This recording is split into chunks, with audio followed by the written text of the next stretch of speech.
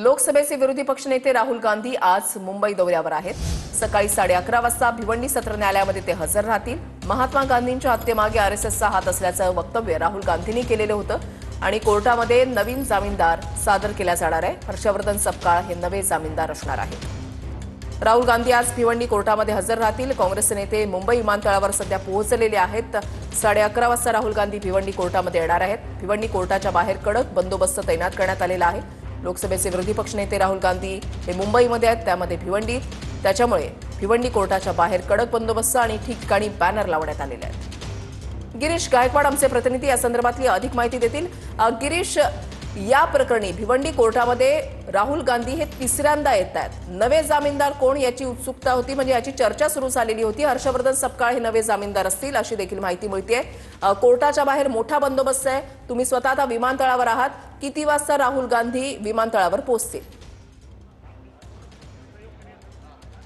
अवघ्या काही वेळामध्ये राहुल गांधी हे एअरपोर्टच्या बाहेर पडतील अशी माहिती आहे। आणि आपण पाहतोय की काँग्रेसचे सर्व मोठे नेते, मग या ठिकाणी आमदार असू द्या किंवा खासदार असू द्या, हे सगळे या ठिकाणी उपस्थित आहेत। पोलिसांचा देखील मोठा बंदोबस्त आहे। त्यासोबतच सीआयएसएफची एक तुकडी सुद्धा असणार आहे। आपण पाहतोय की महाराष्ट्र काँग्रेस प्रदेशाध्यक्ष हर्षवर्धन सपकाळ या ठिकाणी पोहोचलेले आहेत। वर्षाताई गायकवाड इथलं सगळं जे कॉर्डिनेशन आहे ते पाहत आहेत आणि ते स्वतः जामीनदार असतील अशी माहिती सुद्धा मिळते। त्यामुळे 11:30 वाजता ज्यावेळी राहुल गांधी हे भिवंडी दंडाधिकारी कार्यालयामध्ये न्यायालयामध्ये दाखल होतील, त्यावेळी नेमकी काय परिस्थिती असणार आहे हे सुद्धा पाहणं तितकंच महत्त्वाचं ठरणार आहे। आपण पाहतोय की आरएसएसशी संबंधित मानहानी प्रकरणामध्ये काँग्रेसचे खासदार आणि लोकसभेचे विरोधी पक्षनेते राहुल गांधी हे आज ठाणे जिल्ह्यातील भिवंडी इथे उपस्थित राहणार आहे। आणि त्यांच्या वक्तव्यावर आक्षेप घेत एका आरएसएस कार्यकर्त्याने त्यांच्या विरोधात हा मानहानीचा खटला दाखल केला होता। आणि या 2014चं खरं तर हे प्रकरण आहे। आणि या प्रकरणामध्ये जे विद्यमान जामीनदार होते, माजी केंद्रीय मंत्री शिवराज पाटील चाकूरकर यांचं 12 डिसेंबर रोजी निधन झालेलं आहे। आणि त्यामुळे राहुल गांधी यांना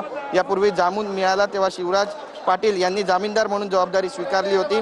मात्र न्यायालयाने नव्या जामीन प्रक्रियेची औपचारिकता पूर्ण करण्यास सांगितलं होतं आणि त्यामुळे आपण पाहतोय की आता नवीन जामीनदार हे हर्षवर्धन सपकाळ असणार आहे का हे पाहणं महत्त्वाचं ठरणार आहे। अत्यंत गुप्तता या सगळ्या संदर्भात पाळली गेली आहे। पोलिसांचा जो मोठा बंदोबस्त आहे तो संपूर्ण या परिसरामध्ये आहे, कारण आता व्हीव्हीआयपी मुवमेंट जी आहे ती या ठिकाणी चालू झालेली आहे। आणि कोणत्याही क्षणी आता राहुल गांधी जे नक्कीच धन्यवाद गिरीश दिलेल्या सविस्तर माहितीसाठी। अपडेट सातत्याने तुमच्याकडून जाणून घेणार आहोत।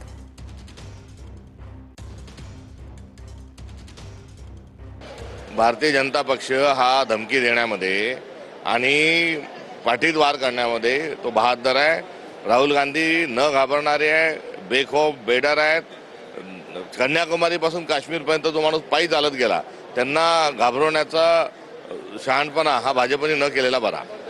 बरेच भारतीय जनता पार्टीचे खासदार, काही मंत्री आणि बरेच त्यांचे कार्यकर्त्यांनी असं गांधीजीचा पुतळा बनवून त्याच्यावरती गोळी चालवण्याचा एक प्रयत्न केलेला आहे। काहीतरी चुकीची भाषणं केलेली आहे, ओपनपणे काय काय केलेलं आहे ते जग समोर आहे। एकही त्यांच्यावरती गुन्हा दाखल कारवाई झाली का, अटक झाली का? म्हणजे फक्त लीडर ऑफ ऑपोजिशन आहे, काँग्रेसवाले आहेत, त्यांना त्रास द्यायचा, अख्ख्या देशामध्ये बोलवायचं, हे कुठेतरी चुकीचं आहे। राहुलजी होणं आसान नाही आहे। ज्या तऱ्हेने लढाई लढण्याचं काम करतात, ज्या तऱ्हेने संघर्षशील योद्धा म्हणून त्यांचं काम आहे, आम्हाला अभिमान आहे की आमचा नेता हा जनतेचा आवाज आहे। आम्हाला अभिमान आहे की कष्टकऱ्याचा, शेतकऱ्यांचा, महिलांचा, प्रत्येक समाजाचा आवाज म्हणून ते त्या ठिकाणी पुढे येतात। आणि मला पूर्ण अपेक्षा ही आहे या माध्यमातून की जनता सुज्ञ आहे, जनता पब्लिक आहे, पब्लिक सब जानते, जनता सुज्ञ, जनतेला माहिती आहे की प्रश्नावरती बोलायचं नाही, इतर विषयाला विषय भरकटायचा, त्याचं नाव भाजप आहे। लोकसभेचे विरोधी पक्षनेते राहुल गांधी आज भिवंडी सत्र न्यायालयामध्ये हजर होणार आहेत। सकाळी 11:30 वाजता भिवंडी सत्र न्यायालयामध्ये ते हजर होतील। भिवंडी न्यायालयामध्ये राहुल गांधी यांच्या विरोधात अवमान याचिका दाखल आहे।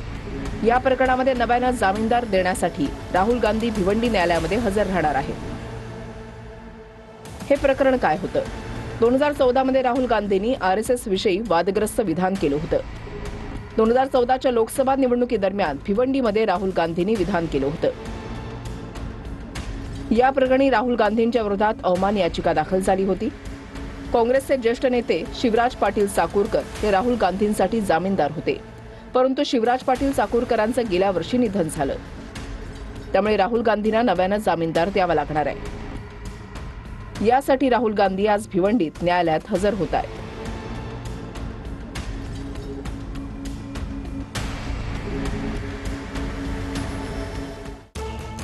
या प्रकरणाची सुनावणी गेली 9 वर्ष सुरू असून या प्रकरणात राहुल गांधी यांना यापूर्वी जामीन मंजूर झाला होता.